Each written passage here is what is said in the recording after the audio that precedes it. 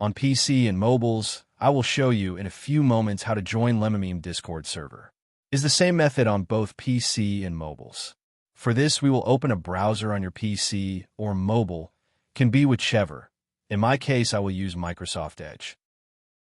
Now click on the URL bar and type this URL to be able to join this Discord server.